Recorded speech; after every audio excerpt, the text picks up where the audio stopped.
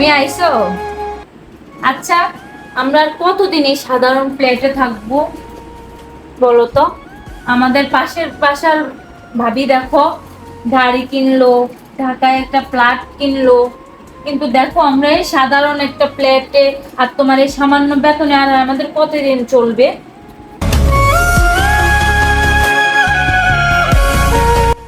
তুমি জানো আমার সততার একটা মূল্য আছে।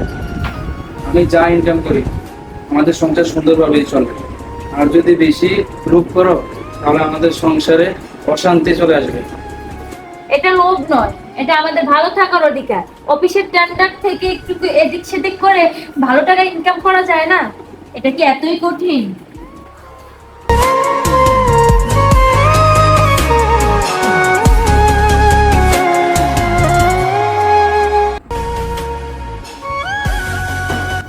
আচ্ছা, সবাই তো শর্টকাটে ধনী হওয়ার চেষ্টা করে, কেউ তো ধরপকার করছে না, তাহলে তোমার ভিতরে কেন সাধুতা? আচ্ছা বলো তো, ওই টাকাটা পেলে আমরা কত সুখে থাকতাম।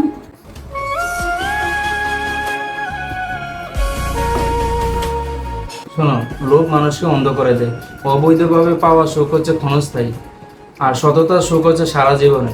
আমি যদি এই পথে আজকে যাই তাহলে তোমার সামনে মাথা উঁচু করে আমি কোনোদিন দাঁড়াতে পারবো না।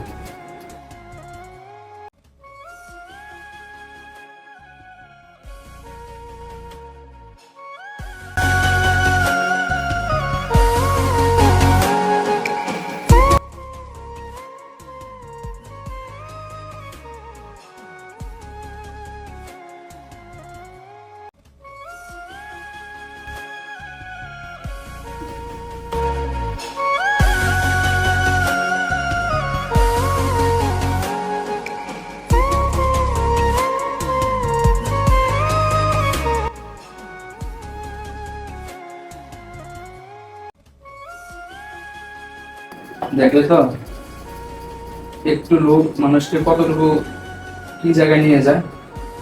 তুমি আমাদের সামনের বাসায় ভালো কথা বলা না, তাদেরকে কালকে রাত্রে দুদক এসে অবৈধ সম্পত্তির কারণে গ্রেপ্তার করে নিয়ে গেছে।